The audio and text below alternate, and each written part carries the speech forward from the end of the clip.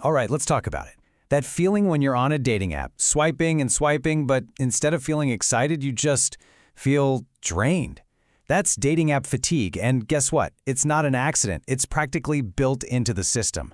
So today we're going to dig into why that burnout happens, and most importantly, how you can ditch that digital treadmill and find a real, actual connection out in the real world. So let's just get right to it. Are you tired of this whole thing? You know, the endless swiping, the conversations that just fizzle out, that feeling like you're just one more face in a giant digital catalog? Yeah. If you're nodding your head right now, you are definitely not alone. This has become a super common feeling. And look, this isn't just in your head. It is a real, documented thing. Check out this number, a whopping 79%. According to Statista, that's how many people on these apps say they feel emotionally burnt out. 79%. So yeah, you're in the vast majority here. It's the system that's designed to make you feel this way. Okay, so let's get into the weeds a bit. We gotta understand the why behind all this burnout, right? I mean, how do these apps, which are supposed to connect us, end up making so many of us feel more alone than ever? I like to think of these as the four horsemen of dating app apocalypse. First up, they're a huge time sink. I mean, people spend almost an hour a day just swiping. Then there's that feeling of being, well, objectified, like you're a product on a shelf. And of course, you've got the wonderful experience of being ghosted, plus a never-ending parade of low-quality matches. It's the perfect storm for burnout. Okay, now this is really fascinating.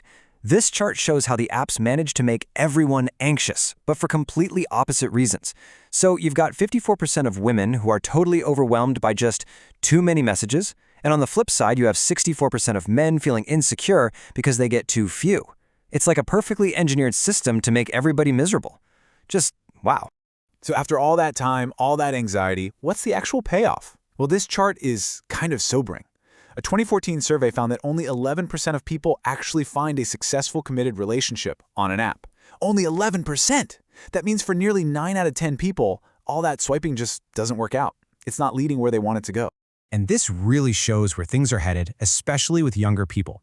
Get this, the Kinsey Institute found that over 90% of Gen Z would rather meet people offline, at parties, in a class, through a club. That desire for a real in-person connection, it is making a huge comeback. So how do we fix this? How do we break this cycle? It starts with a reset. We're going to walk through a simple digital detox plan.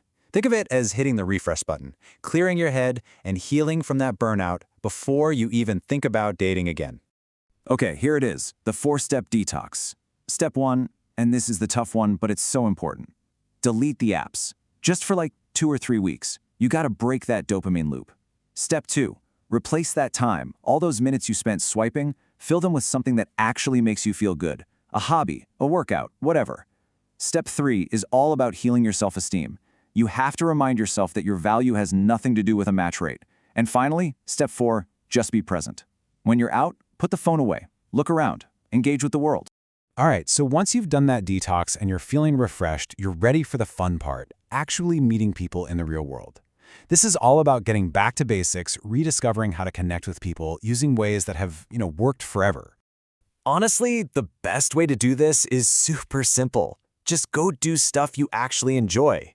Join a sports team, a book club, a cooking class, go volunteer somewhere.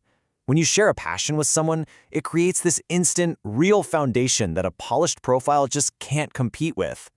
And hey, don't sleep on what's happening in your own community. Things like festivals, concerts, even just the local farmers market. These are awesome, low-pressure spots. Everybody's there for the same reason, to have a good time, which makes it so much easier to start a natural conversation. This is a big one that people forget about. Let your friends help you out. Seriously, don't underestimate your friends. When you meet someone through a friend, there's already this built-in trust factor. Your friend kind of pre-screens them for you, and you get to see what they're really like in a social setting. And check this out. The data totally backs this up. Pew Research found that couples who meet through friends are 30% more likely to actually stay together. So the takeaway here is super clear. Tell your friends you're open to it. It's one of the best strategies, period. Okay, I know. This is the one that can feel a little scary, but it is so powerful. We're talking about just starting a conversation in your everyday life, at the coffee shop, in the park, maybe even the grocery store. The best way to think about it is like a muscle. It's going to feel a little awkward at first, but the more you use it, the stronger it gets. But, right, how do you do that without coming off as, well, creepy? This is the key difference. The creepy way is usually some generic line about how someone looks. The genuine way is to talk about the situation you're both in.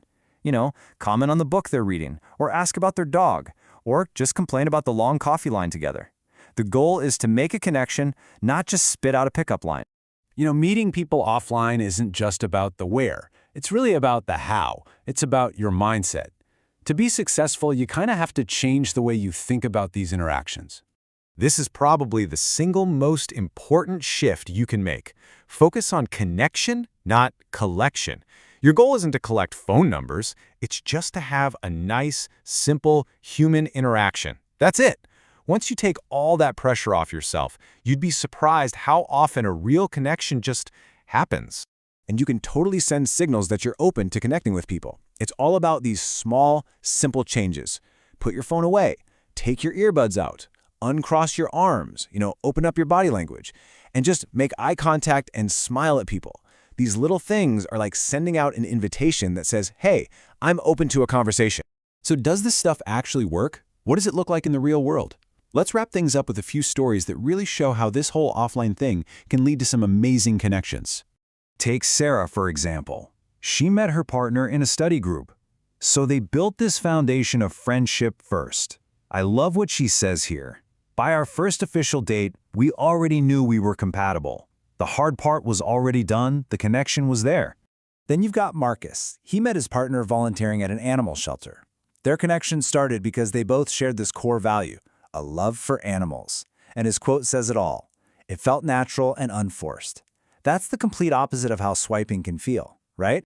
And one more, Elena. She met her partner at a climbing gym. They were just climbing buddies first, building up trust and a friendship. Then, as she puts it, the romantic side just developed naturally. See the pattern here? In every one of these stories, the connection grew out of a real, shared experience. Look, the whole point of this is to bring the fun and excitement back into dating and get rid of that feeling of exhaustion. So we'll leave you with this final thought.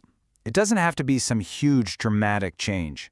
Just ask yourself, what's one small, totally doable thing you can do this week to open yourself up to a connection in the real world?